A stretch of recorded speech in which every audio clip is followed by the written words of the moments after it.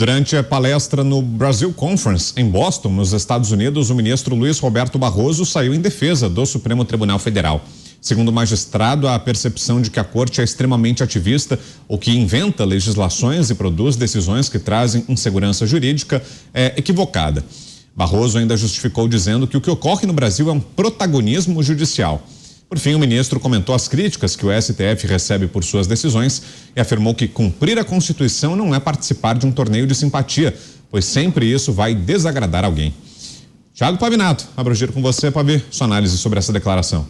Essa declaração, ela beira o criminoso.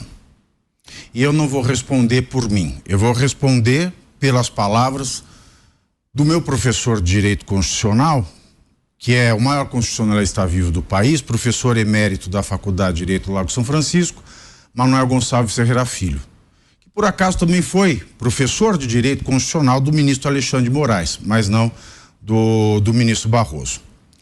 O que diz o professor Manuel Gonçalves Ferreira Filho sobre o ativismo do STF?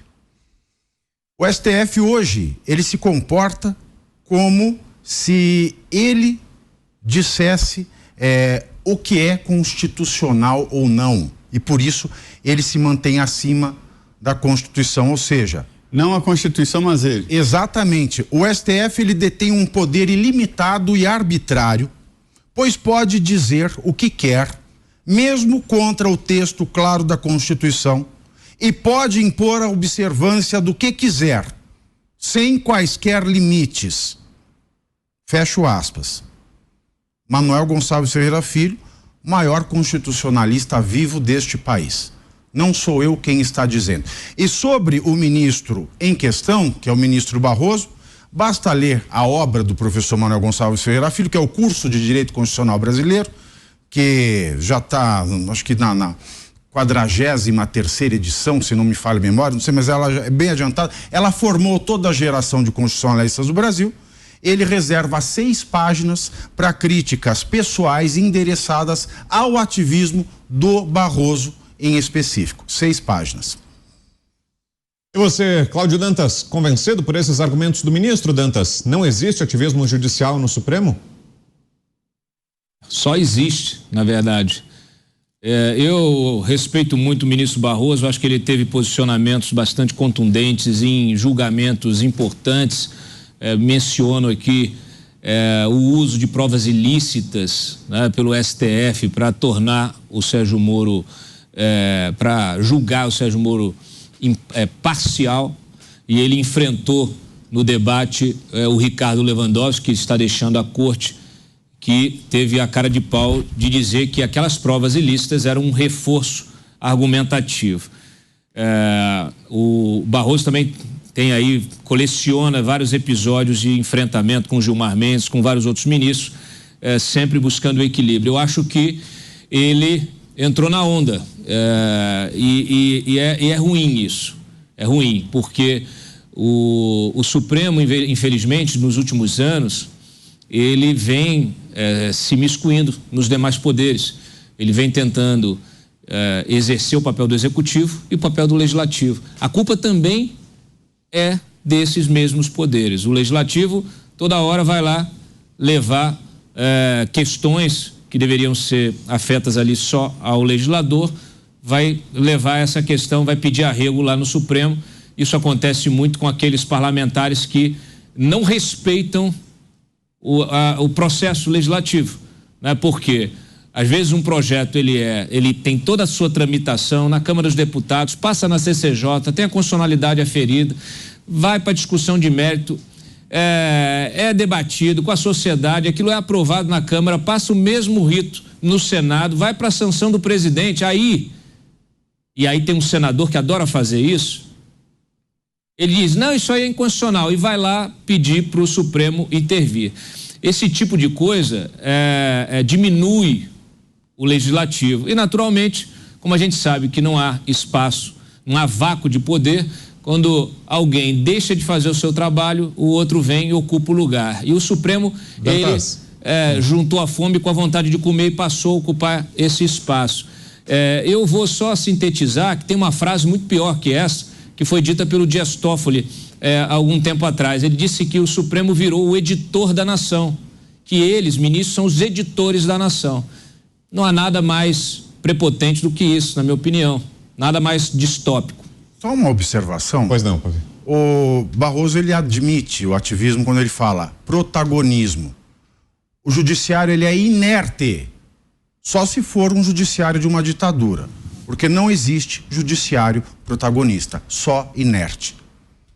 Você, Zé?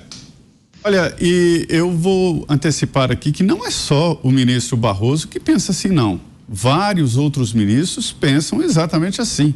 Recentemente, numa conversa com o ministro Gilmar Mendes, ele dizia o seguinte: o Supremo não coloca uma mesinha lá na rampa, lá na Praça dos Três Poderes, e fica incentivando que cheguem medidas lá. Isso aí ele está correto.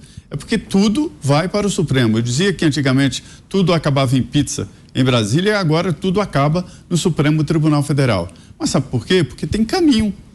O caminho só existe quando você passa. Então, os políticos, os empresários, para economizar impostos, todo mundo sabe que existe um caminho que é o Supremo Tribunal Federal. E isso, na minha opinião, é contramão, porque a Constituição brasileira, ela é muito extensa, ela é muito detalhista, exatamente para impedir esse tipo de atividade do Supremo. A gente vê, por exemplo, nos Estados Unidos, e hoje nós falamos muito dos Estados Unidos, uma Constituição pequena, e é muito difícil de fazer uma emenda à Constituição nos Estados Unidos. Aqui não. Nós já temos mais de 140 emendas à Constituição. 140.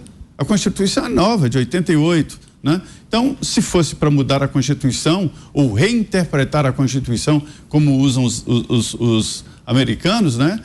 A interpretação, a votação no Congresso de uma emenda à Constituição. Isso é reinterpretar a Constituição. Portanto, esse raciocínio, essa fala, não é exclusiva do ministro Barroso. Para fecharmos, Mota. Todo mundo tem direito à sua opinião, mas ninguém tem direito aos seus próprios fatos. Fatos são fatos. E é fato que o ativismo judicial é um fenômeno que acontece no Brasil em todos os níveis. O que é ativismo judicial? É quando juízes ou promotores tomam decisões que caberiam a representantes eleitos do povo. A função dos magistrados é aplicar a lei. Eles não podem, pelo menos em teoria, criar leis novas. Eles não podem deixar de aplicar uma lei só porque eles não gostam da lei.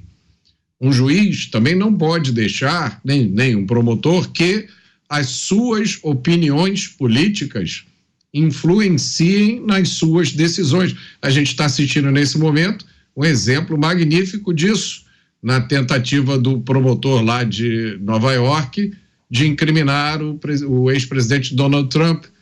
O contrário do ativismo judicial é a autocontenção. É quando o juiz, o magistrado, ao receber uma demanda, ele recusa, dizendo: isso não é incumbência do judiciário, isso é um assunto que tem que ser resolvido através do voto. Infelizmente, essa é uma cena cada vez mais rara.